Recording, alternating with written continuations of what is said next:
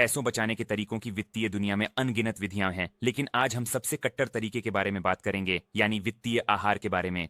मैं आपको इस विधि के फायदों के साथ साथ इसके नुकसानों के बारे में बताऊंगा। इसके अलावा मैं आपको वित्तीय आहार की सफलता के 5 रहस्यों बारे में बताऊंगा।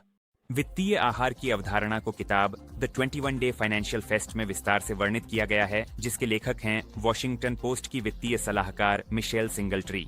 इस तरह की बचत की विधि ने काफी प्रसिद्धि हासिल की है, क्योंकि इसे आपके बुरी वित्तीय आदतों से छुटकारा पाने, लगातार कर्ज से मुक्त होने और सही तरीके से योजना बनाने के लिए विकसित किया गया है। बजट। वित्तीय उपवास के दौरान आप केवल उन चीजों पर पैसे खर्च कर सकते हैं जो जीने के लिए जरूरी हैं, जैसे घर, खाना, आवश्यक चीजें, लेकिन केवल इन्हीं पर। बाकी सब चीजों के लिए आपको जो है उसी से काम चलाना होगा।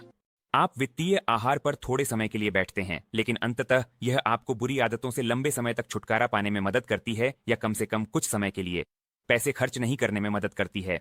इस कट्टर तरीके को अपनाने से पहले कुछ महत्वपूर्ण नियमों को समझना जरूरी है। वित्तीय आहार 21 दिन तक चलना चाहिए। 3 हफ्ते यह एक समझदारी का समय है, जिसमें आप केवल जरूरतों पर ध्यान केंद्रित कर सकते हैं और इच्छाओं के आगे नहीं झुक सकते। केवल आवश्यक चीजें खरीदें। आहार के दौरान आपको जीवित रहने के लिए आवश्यक चीजों के अलावा कुछ भी नहीं खरीदना चाहिए। बाल कटवाने, सिनेमा जाने, बार और कैफे में बैठने, जन्मदिन और अन्य त्योहारों के लिए उपहार, कपड़े खरीदने को छोड़ दें। आप पैसे केवल खाने, आवास, दवाइयों, नकद में भुगतान करें। जब आप नकद में भुगतान करते हैं तो आप खर्च किए गए पैसे की मात्रा को की एक दृश्य याद दिलाने वाली चीज है। जब दुकान से लौटने के बाद आपके पर्स में है कि आपने पैसे बचा लिए। खर्चों का एक जर्नल रखें।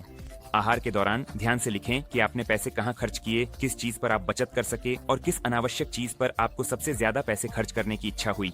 आप बाद में इस जर्नल पर वापस आएंगे ताकि इसका विश्लेषण कर सकें और समझ सकें कि आप अक्सर किस चीज पर आवेग में पैसे खर्च करते हैं।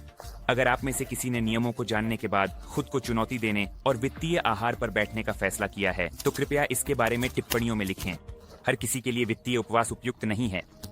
आपको 21 दिन तक कड़ी बचत के फायदों और नुकसानों को खुद समझना होगा, ताकि आप जान सकें कि क्या यह विधि आपके लिए उपयुक्त है। वित्तीय आहार के फायदों की बात करते हुए यह कहना जरूरी है कि यह एक बड़े सफर की शुरुआत है। 21 दिन तक खर्चों में खुद को सीमित करके आप एक छोटी सी राशि बचाएंगे, जो आपको आगे भी बचत करने के लिए प्रेरित करेगी। आप समझेंगे कि आप बिना किसी परेशानी के हर दिन कुछ 100 रुपये बचा सकते हैं, जिन्हें आप मौजूदा कर्जों के भुगतान के लिए या बस ऐसे ही बचा सकते हैं। आप क्रेडिट कार्ड का कम उपयोग करना सीखेंगे। वित्तीय आहार आपको कम से कम 3 हफ्तों तक क्रेडिट कार्ड से खर्च करने से रोकेगा, और इसके खत्म होने के बाद आप शायद उधार के पैसे खर्च करने में अधिक संयमित हो जाएंगे। आहार आपको प्रलोभनों से बचना सिखाएगा। जब आप अतिरिक्त वजन से लड़ रहे होते हैं तो घर में मिठाइयां और तैलीय खाना नहीं होना चाहिए, ताकि वे आपको प्रलोभित न करें। वित्तीय आहार के साथ भी यही बात है। अपनी इच्छा शक्ति को मत आजमाइए। दुकानों या शॉपिंग मॉल में मत जाइए। जब उपवास खत्म हो जाए तो जरूरी प्रलोभनों से भी बचते रहें। लेकिन ये नहीं भूलना चाहिए कि हर विधि के अपने नुकसान होते हैं। कई लोगों के लिए सबसे बड़ा नुकसान ये होगा कि वित्तीय आहार आपकी सभी समस्याओं का जादुई तरीके से समाधान नहीं करेगा। अगर आप कर्ज में डूबे हुए हैं, अगर आप बंधक का भुगतान कर रहे हैं, या आपके पास अन्य गंभीर वित्तीय समस्याएं हैं, तो आपको इनसे जादुई नहीं करनी चाहिए।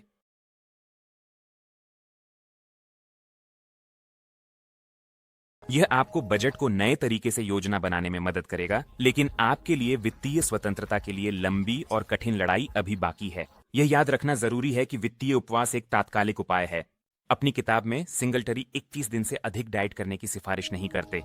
यह थोड़ा पैसा बचाने और उन खर्चों की पहचान करने के लिए पर्याप्त है जिन पर आप अनजाने में बहुत पैसा खर्च कर रहे हैं।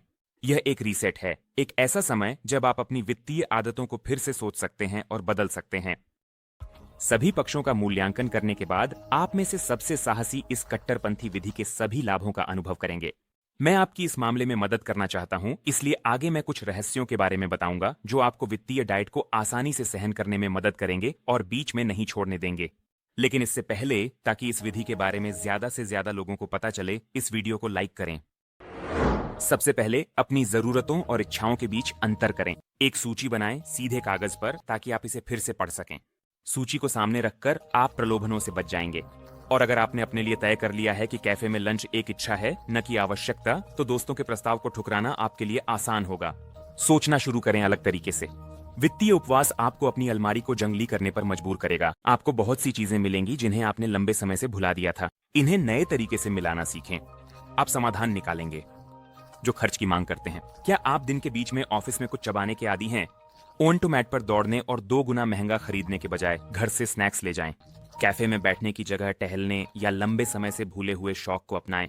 असामान्य मनोरंजन और सामान्य चीजों के उपयोग के नए तरीके सोचें। अपने प्रयोग के बारे में बताएं।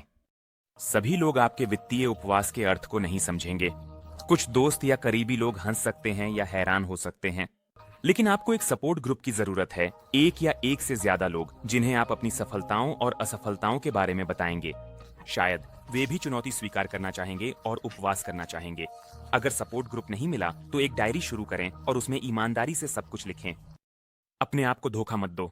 चैलेंज के खत्म होने का जश्न मनाना ना भूलें।